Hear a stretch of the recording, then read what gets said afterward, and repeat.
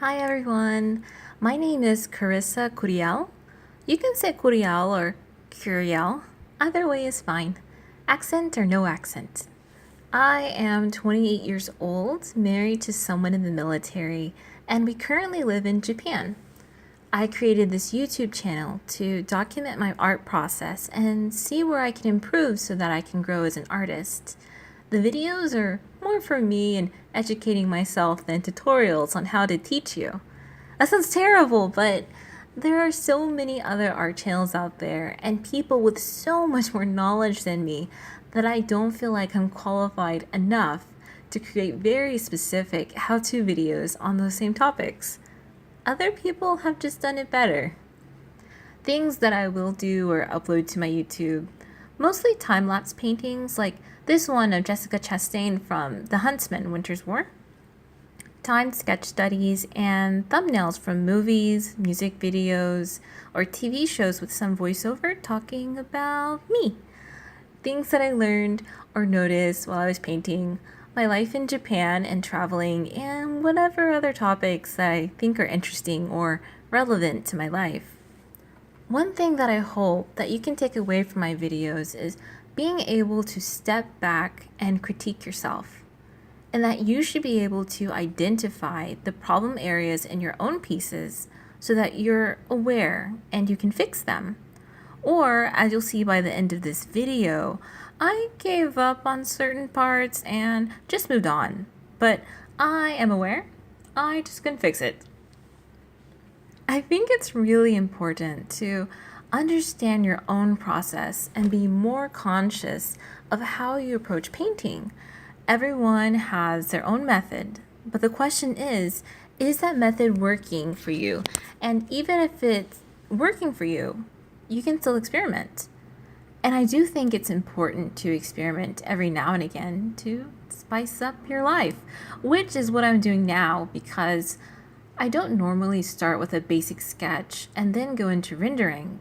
But recently I decided that that's something that I should be doing. I used to always do a kind of grid method and then work my way out from one point. I know most people tend to start with a circle or basic head shape, draw the center line down the face, draw the curve where the eyes go, and get the overall measurements and picture before going in and defining them. Or they address all of the halftones and shadows and highlights at one time. Yeah, I don't do that yet. I always start with the right eye and then figure out the distances and relationships between the rest of the face from that point. So I guess I am doing it, but in a different way where I don't draw those beginning lines because I can eyeball pretty accurately, and if I can't, then I can just adjust later because the sketch phase is not important to me. You can paint over it. You can always paint over it. You just need a general idea of what's going on. From watching this video, you'll be able to tell that I am not the best sketcher. My motto has always been to lay it down ugly, so I'm not disappointed if it stays ugly. And I love painting faces, and it's all I've really painted over the past couple of years. And I used to hate painting faces, and I was really bad at it. So bad. And now I just hate painting everything else. And that's important, finding the things you hate and painting them anyway, because if you know you have problem areas and you intentionally avoid them, like me, then you're not going to improve. You can't get better if you don't fail and learn from those failures, like how I learned from the failures in this video. Also, if someone asked me to paint a figure from memory, then I would totally screw that up.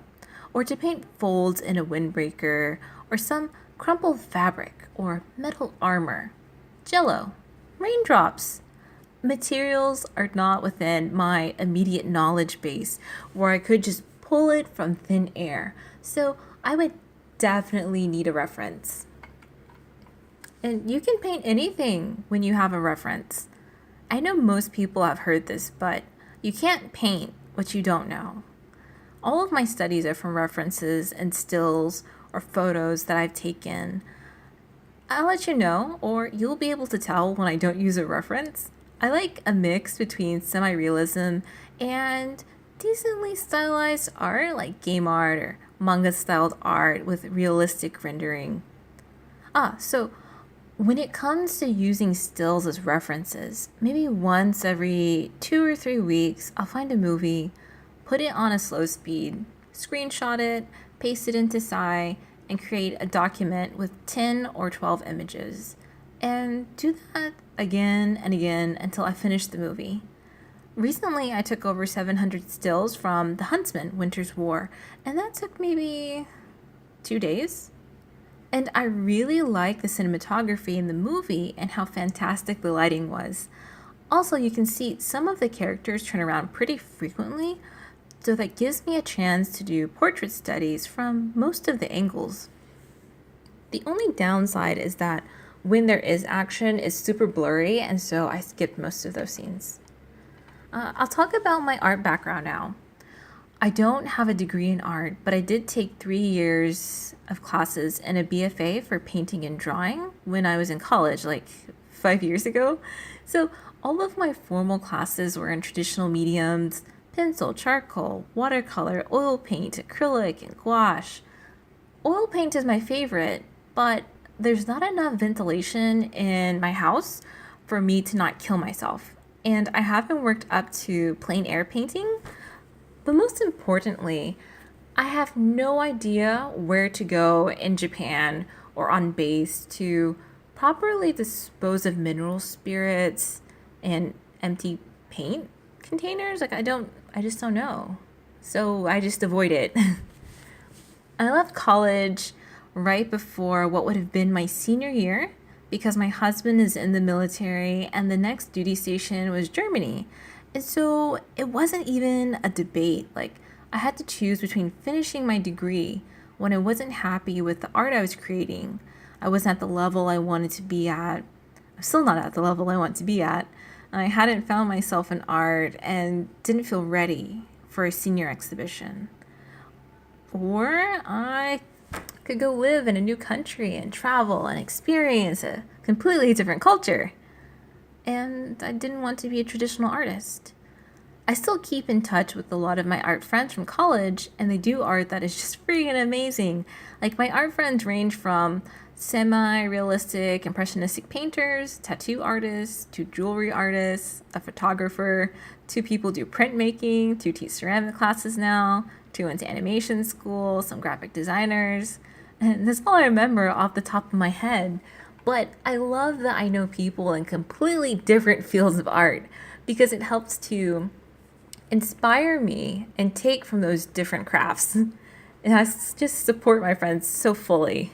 So I always get really happy when they post their work on Facebook or Instagram. It helps break up the echo chamber cesspool that Facebook tends to become. Myself, I just post food and hiking pictures from traveling. And pictures from when I cook because I like cooking. Like today, I need to cook, but I haven't decided on what or I can go by the Indian restaurant near the train station and get curry. It's like a 15-minute walk, so it's not bad. Anyway, I didn't hate being an art student. I love my professors, I love most of my studio classes, and I am so grateful and I appreciate that I was able to be in an art class environment where you could sit in a room and everyone else around you was creating something different. Totally different according to how they saw or interpreted a still life or model or assignment. My professors gave us a pretty decent amount of artistic freedom. I've heard horror stories of students who had professors where you had to draw and do exactly what they wanted you to, or you'd fail. Like, there's a difference between understanding art fundamentals and applying it to your style or interpretation versus not understanding art fundamentals and your professor addressing the very basic foundation problems that you're having. Art class stories are the best stories. At some point, I'll share some about critique days and the do's and don'ts because it's very important. You have to learn how to take a critique and also how to give it. It matters how you speak to people in all aspects of life. So be kind in your communication. We're coming to the end of the video, and one thing I've noticed is that I need to be a little bit more confident with my lines. It looks kind of sketchy, and I can see how much the cursor, the pen is moving around, and I would like to have more solid strokes. Also, I couldn't get the shading right on her cheek, but I'm so happy that towards the end I figured out her neck. It was really bothering me the whole time. Also, I could go back in and fix her braids, but I'm just going to leave it. At the end, it was really quick, but you can see a soft light glow effect with the overlay layer and a watercolor tool to gently gradate it out. And so you can do the same with the multiplier layer and a soft shadow. And I did something in this video that I don't normally do, which is not rotate and flip my canvas around pretty frequently. It's going to do that. It's good to do that because your eyes get used to seeing what you've been working on if you've been at it for a while, and sometimes that prevents you from catching mistakes. I will refrain from rotating and flipping because when I watch videos where people do that a lot, it makes me dizzy. I haven't decided on a posting schedule yet. I try to do studies at least 1 to 2 hours a day, but I don't want to pressure myself to record and edit a daily video. That's too much. So maybe 1 to 2 or 2 to 3 times a week sounds realistic and reasonable. And I would love to know your thoughts on how often you take a step back to assess your work. Do you take classes or read art books? Do you do challenges? Are you constantly asking other people for feedback? What are some of your favorite things to do that help you grow as an artist? Anyway, thanks for watching my video. Until next time.